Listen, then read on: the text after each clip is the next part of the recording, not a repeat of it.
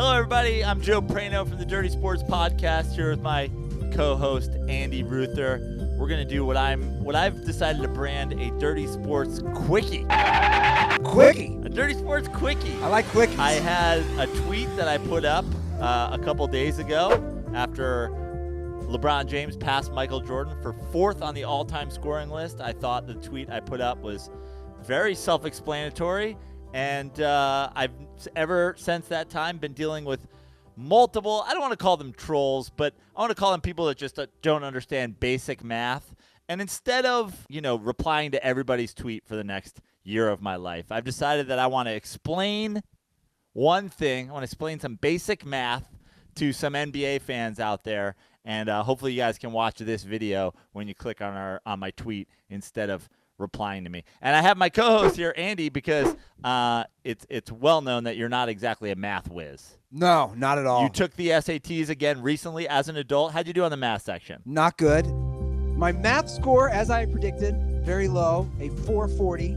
Don't shit on yourself too much. 440 is actually, if you made that a decimal, if you made it .440, it's higher than Kobe Bryant's career shooting average. So that's, keep that in mind. Okay. According to the SAT board, your score shows that you need to strengthen your skills to be ready for college in the math department. So safe to say, if I explain some simple basketball math and you can understand it, then the viewer at home and on Twitter should be able to understand it. So the tweet I put up was this. In the NBA all-time leading scorers list, there's a very exact correlation between scoring the most points ever and having the most shots ever. The most points ever scored in the NBA is by Kareem Abdul-Jabbar. He has taken the most shots in NBA history. Second on the scoring list, Karl Malone has taken the second most shots in NBA history. Third on the all-time scoring list, Kobe Bryant has taken the third most shots in NBA history. And he also has the most misses of all time. Fuck you, Kobe.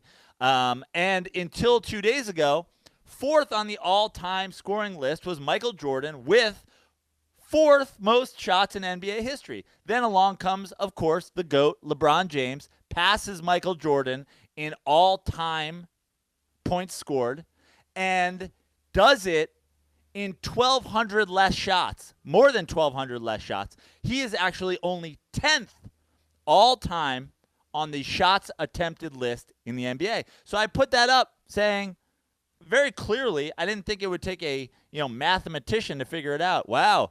Usually, if you have the most points, it means you have the most shots. But LeBron has done in 10th. That means LeBron James clearly is more an efficient scorer than all of these guys. But of course,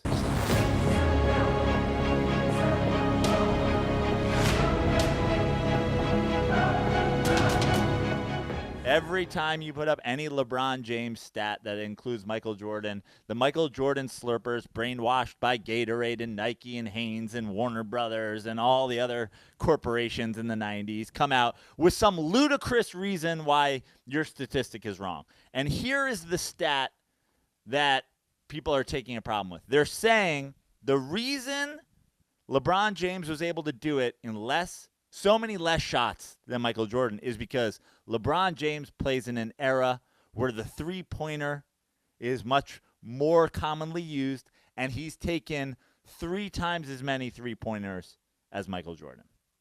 Well, I'm going to break down some very simple basketball math for you, Andy Ruther, and I assume that if you can follow along, other people will be able to follow along as well. So here's some basketball math. Michael Jordan was a career 32.7% three-point shooter. That's over the course of his career, including the 3 years where they moved in the three-point line significantly, and Michael Jordan started taking twice as many three-point shots as he had prior to that and after that when they moved it back. So consider that. He also played in an era where they fucking literally moved the three-point line in. He's a 51% two-point shooter in his career. So, for every 100 shots Michael Jordan takes from the three-point line, he averages 98.1 points. As a 51% two-point shooter, for every 100 shots Michael Jordan takes from inside the three-point line, he averages 102 points. So it's better for him to take twos than threes. So for every 100 shots, Michael Jordan averages 4 more points shooting twos than shooting threes. So Michael Jordan, smart guy, great basketball player, second best of all time, smartly didn't take that many threes. He wasn't good at it.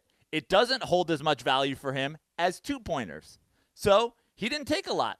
Great. Michael Jordan is better off taking twos than threes. Meanwhile, LeBron James is a career 34.4 three-point shooter, which means for every 100 shots LeBron takes from behind the arc, he averages 103.2 points. Now, he's a 54.1% two-point shooter, which means for every 100 shots LeBron James takes from inside the arc, he averages 108.2 points, which means LeBron James also is better off taking two-point shots than three-point shots. If the goal of either of these players is to score as many points as possible in as few shots as possible, then they should be only taking twos.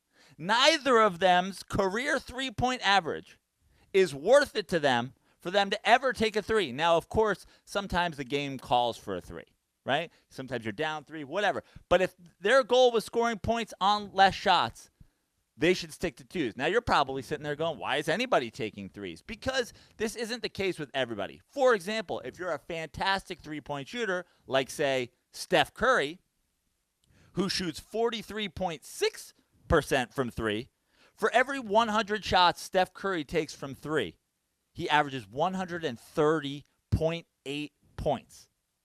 Whereas he's only a 51.5% shooter from two. So for every 100 shots Steph takes inside the arc, he's only making 103 points. So a drastic difference between how valuable it is for Steph to take a three as opposed to LeBron and Michael Jordan. So if you're a great three-point shooter, yes, these statistics would be skewed. But they're not. In fact, let's do a little real math here, Andy. Oh, snap. LeBron James took 4,982 three-pointers in his career versus Michael Jordan, who only took 1,778. If LeBron James had only taken 1,778 three-pointers like Michael Jordan did, and we made the rest of that number all twos, he would have had 160 more points in his career on the same amount of shots. So let me try to assess what you're saying, because, again, I'm not good at math. Yeah. So you're saying, by these statistical facts, if LeBron James actually took less threes, he would have scored more points, thus debunking the theory of everyone saying, well, of course LeBron has more points with less shots because he took more threes. Correct. And if we do the reverse for Michael Jordan, if Michael Jordan had taken the same amount of threes as LeBron James, if Michael Jordan had taken 4,982 threes, and we made up the difference from the number of threes he took to the number of threes LeBron took by taking away two-pointers and making them threes, he actually would have scored 125 less points on the same amount of shots. So I understand that that's a lot of math for you guys to follow, but I feel like you followed along. Yeah, I did. And you're not a mathematician by any means. Not at all. In fact, you failed college math and recently embarrassed yourself on the SATs in the math section. Also facts. So you, not knowing math, get it. Yes. So here's the thing. If you're out there and you have a basic understanding of math, what you just learned is that the idea that LeBron James scored more points on less shots than Michael Jordan because of the three-pointer, well, you're an idiot. And here's the other thing. Let me keep it very simple. For I'm going to close it off with one statistical remark that everybody should be able to follow. If you think the three-pointer is the reason LeBron scored more points than Jordan on that many shots, you are 100% a fucking idiot. Did I drop it? Oh, that was perfect. It's good. Guys, if you liked that video, subscribe to us on YouTube. Do it right now. They're on YouTube. Oh, We're that's on right. YouTube right now. Smash the like button. Throw down on the like button, or up if it's over there. Or is it over there? And leave a comment. Argue with us. We're here. We're not going anywhere. We'll respond to you. You might get some more Bill Walton over here. I don't know where the subscribe button is, but take your finger and throw it down on the button. Yeah.